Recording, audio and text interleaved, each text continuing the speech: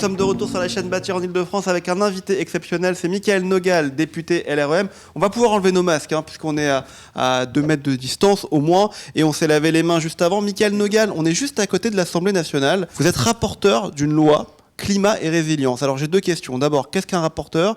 Et deuxièmement, qu'est-ce que ça veut dire climat et résilience? La loi climat et résilience, elle est issue des travaux de la Convention citoyenne pour le climat. Vous savez, c'est cette convention que le président de la République a installée. On a tiré 150 citoyens au sort et ils ont travaillé pendant plusieurs mois pour faire des propositions pour lutter contre le dérèglement climatique. Une partie des propositions qui relèvent de la loi, en fait, ont été transposées donc dans cette loi qui s'appelle Climat et Résilience et qui est en débat actuellement à l'Assemblée nationale. Et j'ai l'honneur d'être rapporteur, co-rapporteur sur la partie logement. Un rapporteur, en fait, c'est celui qui donne la position de la Commission et de l'Assemblée nationale et qui arbitre l'ensemble des propositions de modification des députés. Par exemple, si des collègues souhaitent intégrer de nouvelles mesures dans le projet de loi, eh bien, le gouvernement donne son avis et le rapporteur, donc moi sur la partie logement, on donne aussi notre avis. Donc favorable, défavorable. Vous l'entendez très régulièrement à l'Assemblée nationale dans les débats. Et donc c'est mon rôle aujourd'hui. C'est intéressant le nom de cette loi climat et résilience. Je suis désolé, je vais être un peu provocateur, mais est-ce qu'on n'a pas 15 ans de retard pour faire une loi de climat et résilience aujourd'hui en 2021 en France? Alors non, parce qu'en fait, on n'a pas commencé à se préoccuper de l'environnement en 2021. Cette loi climat et résilience, elle fait suite à de nombreux travaux qu'on a menés. Et sur le logement, il y a eu de belles avancées dans la loi Elan. Il y a eu en 2015, et c'était une autre majorité. Donc je défends aussi ce qui a été fait par d'autres responsables politiques qui sont dans l'opposition aujourd'hui, mais qui ont fait avancer le sujet. Et aujourd'hui, l'idée, c'est d'aller un peu plus loin, d'accélérer, parce qu'il y a une urgence climatique qui s'impose à nous tous, et parce qu'on a des objectifs ambitieux, notamment réduire de 40% les émissions de CO2 d'ici 2030 par rapport à 1990. Et on sait que la question du logement et du bâtiment est importante, puisque ça représente environ 25% des émissions de gaz à effet de serre en France, et 45% de la consommation énergétique dans le pays. Vous l'avez dit, vous êtes rapporteur sur le volet logement. Je crois que vous êtes président du Conseil national de l'habitat aussi. Alors, excusez-moi, je vous pose beaucoup de questions, mais c'est comme on nous pose beaucoup de questions sur les réseaux à chaque fois. Bien sûr. Quand on dit Conseil national de l'habitat, ça représente quoi en fait? En fait, le Conseil national de l'habitat, je dirais que c'est un peu le Parlement du logement en France, c'est-à-dire que c'est un organisme qui réunit l'ensemble des acteurs publics et privés du logement. D'accord. Donc les bailleurs sociaux, les promoteurs immobiliers, les établissements bancaires et les financeurs, les associations comme la Fondation Abbé Pierre qui lutte pour le logement et qui lutte contre les logements indignes et puis pour favoriser le logement des personnes en précarité. Et donc vous avez tous les acteurs privés et publics qui se réunissent régulièrement, à la fois pour se prononcer sur des mesures prises par les politiques, et aussi lorsque des décrets sont pris, il y a la loi, et puis ensuite, pour que les mesures soient mises en œuvre, il y a des décrets, ce qu'on appelle des décrets ou des arrêtés. Et bien le Conseil national de l'habitat est aussi consulté sur toute cette partie-là. C'est très intéressant de vous avoir sur notre plateau, puisque au mois de décembre, on avait eu des débats sur Bâtir en Ile-de-France avec des parlementaires, des professionnels qui échangeaient ensemble, Philippe Dallier, François Pupponi, Stéphane Troussel qui étaient venus nous voir, et on avait parlé d'une chose particulière, c'est un mot qui est très compliqué à dire pour moi en plus, l'artificialisation des sols. Ouais. Et c'était vraiment quelque chose qui revenait beaucoup dans le débat. Pédagogiquement parlant, comment on peut définir ça pour que ça soit clair ? En fait, le grand objectif, c'est que on veut concilier la nécessité de construire plus de logements et en même temps de réduire l'étalement urbain. L'artificialisation des sols, en fait, c'est l'étalement urbain, c'est le fait de grignoter sur des terres agricoles. Et c'est vrai qu'on a en 10 ans l'équivalent d'un département français artificialisé, donc c'est-à-dire là où on apporte de nouvelles constructions ou des nouvelles routes ou des logements supplémentaires. Et donc l'idée, c'est de ne pas justement réduire trop fortement ces terres agricoles et naturelles, ces espaces naturels. Et donc par la loi, en fait, on va réduire le niveau d'artificialisation avec des mécanismes qui permettront par exemple de construire plus haut ou de construire ce qu'on appelle dans les dents creuses.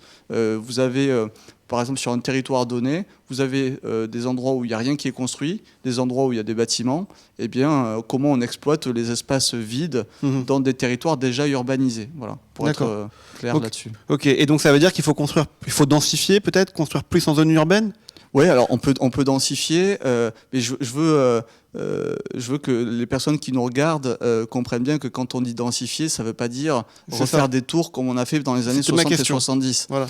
On peut densifier dans des territoires avec des immeubles de 2 ou 3 étages, profiter de tous les espaces inoccupés aujourd'hui. Il y en a beaucoup en France Oui, il y en a beaucoup. Et en fait, l'idée, c'est aussi, la densification, elle peut se faire dans des villages, hein. Il ne s'agit pas que des grandes villes, on ne parle pas que des grandes villes quand on parle de densification. On mène avec le gouvernement un plan qui s'appelle le plan Action Cœur de Ville. L'idée, c'est de revitaliser, de redynamiser des centres-villes dans des villes moyennes en général, qui, parce que le commerce s'est développé en périphérie, parce que parfois les loyers sont chers dans le centre-ville et donc les familles, pour se loger, avoir plus d'espace, ont tendance à s'éloigner de ces centres-villes. Voilà, l'idée, c'est de faciliter la réhabilitation, la rénovation des logements dans ces centres-villes et faire en sorte de rendre le logement plus accessible pour tous les Français. Et on y arrivera parce qu'on construira plus dans des zones déjà urbanisées. D'un point de vue économique, comment donner confiance? Vous êtes parlementaire. Comment donner confiance à la jeunesse? On voit qu'il y a des jeunes qui font la queue sur les trottoirs pour aller manger, pour aller récupérer des paniers repas. Comment donner confiance plus globalement à la société? Comment donner confiance à ces professionnels qui sont venus nous voir au mois de décembre en nous disant on nous interdit tous les permis de construire aujourd'hui, l'économie est à l'arrêt? Comment on peut faire repartir ce pays? Alors, vous n'êtes pas président de la République, pas encore, mais quel est votre regard là-dessus? Non, pas encore. Non, écoutez, moi j'entends en tant que président du Conseil national de l'habitat, en tant que parlementaire, les alertes à la fois des bailleurs sociaux, des promoteurs immobiliers qui nous disent on a du mal avec les maires à faire comprendre la nécessité de construire plus de logements. Donc l'idée, c'est moi, je suis attaché à ce qu'il y ait beaucoup d'incitation et un peu de coercition. C'est-à-dire qu'à un moment donné, c'est le rôle de l'État de dire aux élus, là, vous n'avez pas construit assez, donc il va falloir aller plus loin, sinon il peut y avoir des sanctions. C'est notamment le cas avec la fameuse loi SRU qui impose un certain quota de logements sociaux dans les constructions. Je pense qu'il faut aller plus loin. Et si... Je voudrais quand même rassurer, c'est-à-dire que la crise, ce sera passager. Alors évidemment, quand on y est, on gère l'urgence et on vit des situations compliquées, mais on va en sortir. L'État, je crois, l'a démontré depuis 1 an maintenant, est au rendez-vous aussi pour accompagner tous les Français, que ce soit les particuliers, les professionnels, dans leur quotidien.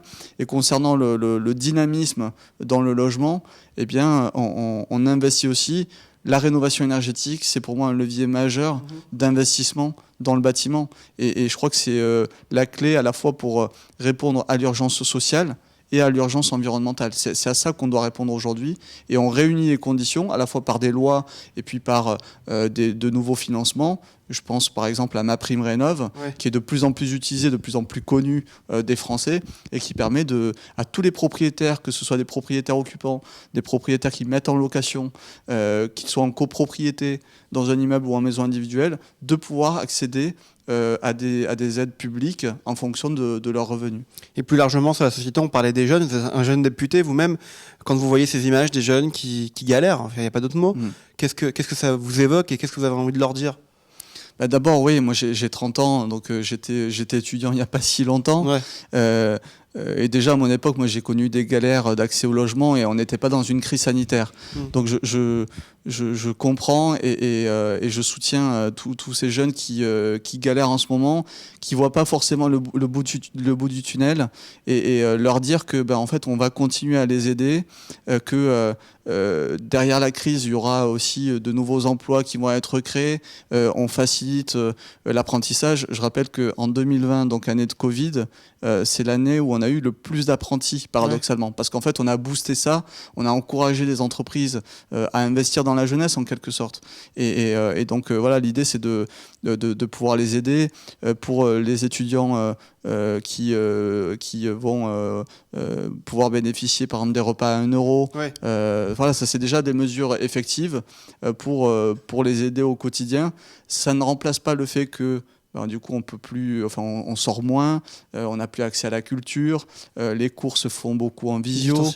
Donc, forcément, le lien social, il en prend un coup. Il en prend un coup pour tout le monde. Encore une fois, c'est passager et c'est notamment grâce au vaccin qu'on sortira de cette crise. Donc, moi, je leur dis, accrochez-vous, dites quand ça va pas. C'est important. On a mis en place des aides, notamment psychologiques aussi, parce que la période est évidemment compliquée, donc on en a conscience. Donc dites quand ça va pas, parlez, restez pas isolés, et c'est ensemble qu'on sortira de cette crise. Pour terminer l'interview, on va faire un que oui, que non. Ouais. Vous devez répondre que par oui ou que par non. C'est très dur. Okay. Je le fais des fois tout seul chez moi, c'est très dur. Que oui, que non. Est-ce que vous êtes sur Clubhouse? Oui. Vous y allez souvent sur Clubhouse? Oui. Vous faites quoi sur Clubhouse? Oui, j'aime beaucoup Clubhouse parce que c'est un nouveau réseau social basé sur l'audio, c'est des salons de discussion vocaux et j'y parle à la fois des sujets sur lesquels je travaille.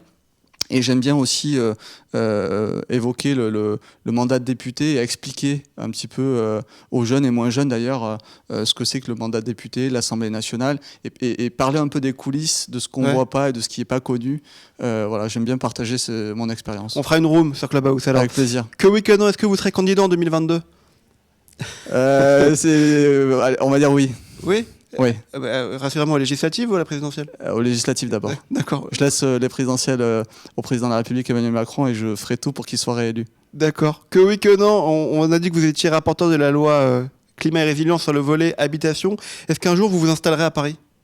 Alors j'ai vécu à Paris déjà, j'ai fait mes études, j'ai commencé mes études à Toulouse et je les ai terminées à Paris et j'ai vécu à Paris entre 2012 et 2016, donc je connais la vie parisienne et j'ai fait justement le choix en 2016, fin 2016 de rentrer à Toulouse parce que j'en avais marre de la vie à Paris, alors voilà. D'accord, très bien, que oui, que non. Est-ce que vous regardez The Voice? Ça m'arrive, oui. D'accord, je ne vais pas vous demander de chanter, vous inquiétez pas, que oui, Merci. que non, ça me fait plaisir. Est-ce que vous avez eu la Covid? Non, pas encore. Je touche du bois. Où est-ce qu'il y a du bois ici? Honnêtement, ça me surprend toujours parce qu'avec le nombre de contacts qu'ont les parlementaires et tout ça, je me dis que c'est une chance. Ou en tout cas, je le sais pas. J'étais peut-être asymptomatique, mais pour l'instant, j'ai pas eu de symptômes et j'ai pas vécu de moments compliqués liés à la Covid. Bon, alors continuons les gestes barrières. Hein, c'est valable pour tout le monde. Que oui, que non. Est-ce que vous respectez le couvre-feu? Oui, je le respecte sur le temps personnel, sur le temps professionnel. Pas plus tard que hier, nous étions en commission, donc on a siégé samedi et dimanche de 9h à minuit, donc forcément à minuit, c'est pour des raisons professionnelles. Vous avez une attestation alors la carte professionnelle de député permet fait office d'attestation. Mais c'est voilà, à chaque fois que je suis dehors après 18h, c'est pour des raisons professionnelles. Très bien. Que oui, que non, est-ce que vous pensez que le Stade Toulousain sera champion de France de rugby? Évidemment, oui. Bah, calmez-vous quand même, il y a le Stade français. Et que oui, que non, pour terminer, est-ce que vous avez déjà... On va pas parler du palmarès et tout ça, mais... Non, oui, bon, si vous voulez, on n'en parlera pas, mais bon, on le fait vous et moi. Que oui, que non, est-ce que vous avez déjà été un défi dans votre vie? Oui. Politiquement ou pas? Non, pas politiquement. D'accord. Non.